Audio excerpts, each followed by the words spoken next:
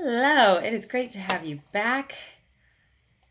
I am Mandy Straight, and this is our third part to the Ways to Get Unstuck section. It's so awesome to be here. I'm excited to share this week because we are talking about sections 2 and 3, tips 2 and 3 on how to get unstuck. First, I want to say last week I left you with an activity that explored what's behind one little facet of your stuck feelings, with the activity that had you asking, what's behind that? What's behind that?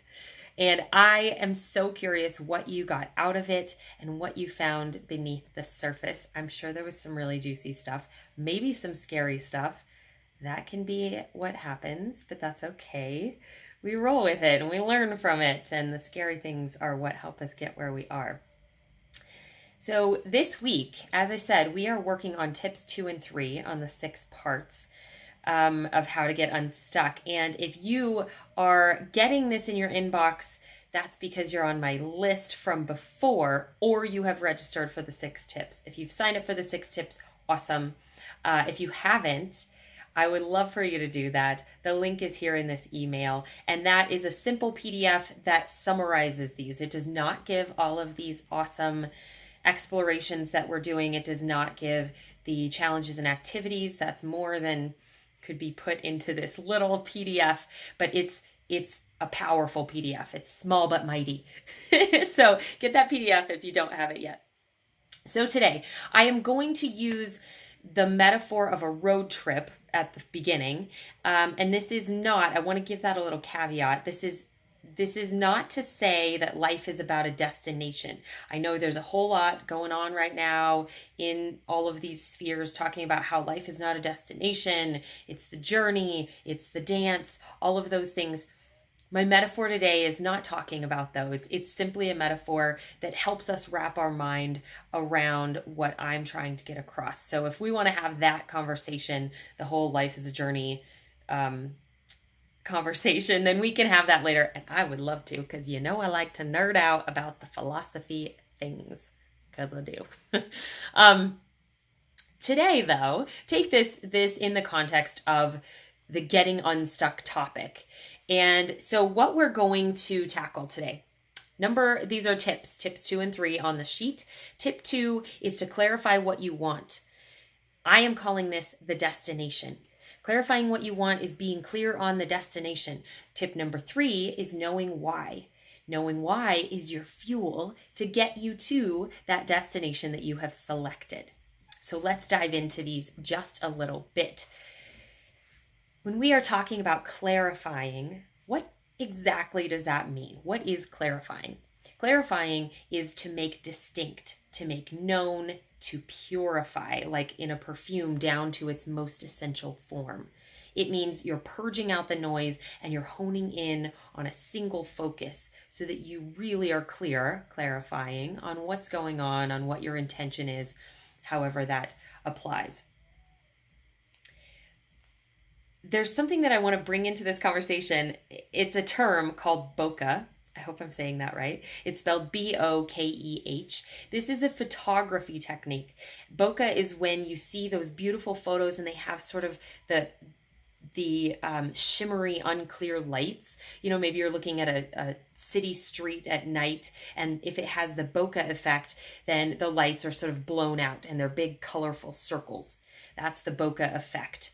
And bokeh is a way that a lens on a camera, usually on a camera, renders out of focus light. So you can do a bokeh effect on your eyes. If you're sleepy or if you have something in your eyes, you can see the bokeh effect there too. And that's because you have lenses in your eyes, of course. The way that this is achieved, usually, in photography is by using a shallow focus. So you're taking something that you want to focus on and you're shallowing up your focus. And so it's not actually focusing on the thing, it's focusing before the thing. What's interesting about this is that it's the same in life. Bokeh is something that is not offering clarity, right? It's beautiful. They're very pretty, but we will not get very far at understanding what we're looking at in a bokeh photo unless we zoom to an actual focal point that makes sense. And this is what happens in life. We need to not be in too shallow of a focus. We need to zoom out and not be in myopia, which is nearsightedness, right? We need to not be myopic and zoom out into something larger. Timothy Ferris says, he's I don't know if he's actually quoting yoga. You can tell Yoda. You can tell me. I've seen the movies, but it's been a while. I know that's shameful to say, but he's quoting Yoda, I think, or at least he's quoting this in Yoda's type of speaking. So Timothy Ferris says, "Named your fear must be, before banish it you can." So that's what we're doing here with the clarification. We're naming the fear. We're focusing in on it so that we're not getting a bokeh effect here on our fears, because the bokeh effect makes our fears look bigger. It makes our stuckness look bigger because it's right there in our face and we're not zooming out enough to actually see what's happening. Clarifying, this tip number 2 here, clarifying focuses us on the end goal and then allows us to fill in all the destination points that will get us to that final destination in the best way. And when I say best, as far as we're trying to get to this end goal, what's the best way to get there? When I say best, I do not necessarily mean the fastest. I think it's very easy to confuse the two and think that the best way is the most efficient way, and that the most efficient way is always the fastest, which is not necessarily the case. And really, efficiency is not always the best way either. Sometimes it is, but not always. Now, we're going to go on to part 2. Part 2 of this video is step 3 in the 6 tips to getting unstuck. So step 3 is know your why. Now, if you're not one of the over 45 million viewers that have seen Simon Sinek's TED Talk on YouTube, I encourage you to go find it. It is the exact title is How Great Leaders Inspire Action. Although if you just go online and you Google Simon Sinek TED Talk, you will find it. It will be at the top, and it's amazing. And so in his TED Talk, he talks about the why and knowing the why and how great leaders are inspiring action, not because they're doing things, but because they are speaking to the why that resonates with all of us. The why is the fuel. It's what makes us do those things we don't want to do. Can you hear my dog? My dog's whining. We're going to let him out so that you don't have to do that. Can I show him to you? Can you see him? There's Orwell. This is Sadie. Orwell's the whiner. Surprise, surprise. I'm going to let him out. Okay, go on, guys. Oh my gosh. Sorry, detour. This is how you know you're getting the uncut version of the video. These are the uncut tips. All right, back to it. So we're talking about our why. We're talking about how our why is our fuel and what the why does. If we have a good enough fuel, it can get us through things that are difficult. It can get us through bumps in the road. It can get us through long detours. If we have the right why, it can help us get through things we don't want to do. It can push us to try harder, get us through all of the things we can't necessarily see through because we can just hit the gas and keep on going. I'm not advocating anything that is not being aware of what you need. I'm not advocating the mindset that is go, go, go, do. But in a lot of different ways, the why can be the fuel. And that doesn't have to look like stepping on the gas. I know that that's maybe an older, dated, possibly more masculine way to say that. But the why helps us get through that thing and understand, okay, I'm in difficulty now. There's something beyond it. There's something that's greater than these little things that are getting in my way. And it's me focusing on that why helps me zoom out and understand and get out of my myopia. You know what I'm talking about. So when we get stuck in short-sightedness, one reason that we can get here is that old Marianne Williams quote. I'm pulling out the big guns today. We got Tim Ferris, we got Marianne Williams, and we got Simon Sinek. It's the trifecta. So why do we get stuck in short-sightedness? Marianne Williams says our deepest fear is not that we are inadequate. Our deepest fear is that we are powerful beyond measure. It is our light, not our darkness, that frightens us most. Well, when we start looking at the big picture, we can feel overwhelmed by it. It can be big, it can be overwhelming because it is so light, it is so powerful that we don't know what to do with it. So we shrink back into myopia because it's small thinking that is safe and familiar. Now, let me make a distinction. You could say the biggest questions that we could ever ask are, who am I and why am I here? We could sit and talk about those all day long. You know I would love to do that. And that can be very fun. But in order to get unstuck, you gotta do the zooming out. So I know that within this whole process, we've talked zoom out, zoom in, be in the moment. You know, there's a whole lot of be in the moment. Very, very essential. Very essential seems a little redundant. But there's a balance here. There's a both of zooming in and zooming out and learning how to do both at the same time that helps us get out of our stuckness. With the why, if you have no fuel to orient yourself and get through the hard daily little things, then you're going to be stuck. With a small view, we forget to look at the scenery because we're so stuck right here that we're not looking around. We're not orienting ourselves in the right direction. Okay? So the whole getting unstuck process is actually the life lesson to learn. How do we stay present and how do we orient ourselves to a bigger purpose, a larger purpose at the same time as we are being present in ourselves and in our body and in our sensations? So the way to do this is that you have to be nimble. You got to bob and weave. What's it? Move like a butterfly, sting like a bee, something like that. That's what you got to do. You have to be able to shift to one close vision and you got to shift out back to the other. Now if you haven't heard of NLP is neuro-linguistic programming. I have done some training on this and I'm doing a whole week training in July. I'm super excited about it. And there's an NLP sort of tenet.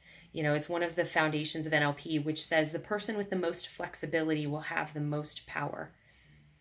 And what I find in that is the flexibility the power of the flexibility comes because you can stand in one place, you can be present, and you can shift, and you can shift, and you can shift yourself to a bigger mindset, and you can shift to this person's perspective and that person's perspective. And again, back to your perspective of your big why that's way ahead of you in the future or on the horizon. So being in both mindsets at the same time lets you find your momentum and lets you have both the goal, the end goal, the GPS destination, and the fuel to get there. And you got to keep switching back between the two so that you're using them effectively. Now, we're going to get to the interactive portion here where I give you your challenge for the next week. I want to first, we're going to do one for each piece. First, I want you to find 2 small things that you enjoy. Small things. This may be a piping hot mug of ginger tea, if it's me. I like it really hot. And then so gingery that it's like bitey and spicy. It's good stuff. Or it could be zoning out, dancing to EDM music. EDM's not really my thing, but it could be that. Find something that speaks to your soul and brings you back to yourself. That thing that reminds you of yourself. Now, those 2 things, your challenge is to clarify those 2 things. Clarify what they give you and why they feel good. Feel free to use your emotions, your 5 senses, and anything else that feels relevant. But make sure that you're not using metaphors. Be able to be in your body and in the moment as you're exploring these 2 pleasures that you have. So no metaphors. Regarding the why, that's your challenge for the clarifying, okay? Your challenge for the why refers to the way in which you go about your life. Find moments when you're interacting with others. That could be buying a coffee, it could be working with a client, interacting with your children. Any moment, you could do this at any moment in the upcoming week here. Notice in this moment how you are offering yourself in this interaction. So here's an example. I can serve my clients to the letter. I can say, they want this, I found it for them. I can be halfway distracted. I can be thinking about my vacation and what I'm doing a month from now. I can be distracted about what's for dinner tonight. and thinking about how demanding my client is and how much I hate their design style or how much their life choices offend me as a human, and get riled up with all of these things. Or I can be in the moment with them. I can choose a different how. I can be in the moment with them and remember my bigger why in the back of my mind, which is to support each unique person in the best way I know how. And that includes my clients. I can hear what they don't like about a specific color. I can love them for knowing themselves, value their differences from me. I can enjoy holding space for their demands and their frustrations and their celebrations. And I can do that in the spirit of supporting us both in our life explorations. That's a very different how, and it completely colors our situation. And I know tip 3 is all about why, but these hows are driven by our whys. And if I'm choosing a how of frustration, I'm choosing a how of smallness, I'm choosing a how of me versus you, then my why is not being served, because I will tell you, none of our whys have anything to do with me versus you. It has a whole lot to do with us and how each individual of us fits into the greater us. So I challenge you to explore the why in the moment and see how that relates to a bigger how. The point for this last part here is to do your normal life, but to do it with a different fuel and find your why in the most minute of situations and delight in it. So I know this is abstract. I'm giving you steps of do this and do that, but they're not like a light switch, like go flip it on and you're done.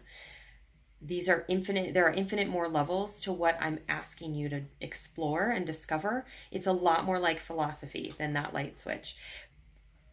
The amazing thing that this offers is that it's like an onion.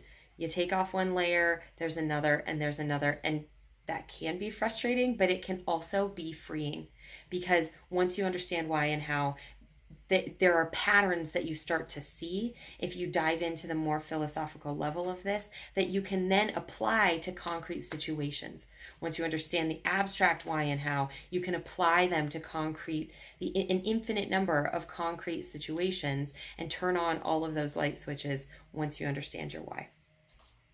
I cannot wait to hear about your clarification from step 2 and your why that you find in step 3 here. Share it with all of us here on YouTube. Share it with all of us on Facebook. As we share, we learn, and as we hear others share, we get even more data for our own journey. Thank you so much for joining me. I love you so much, and I'll see you soon.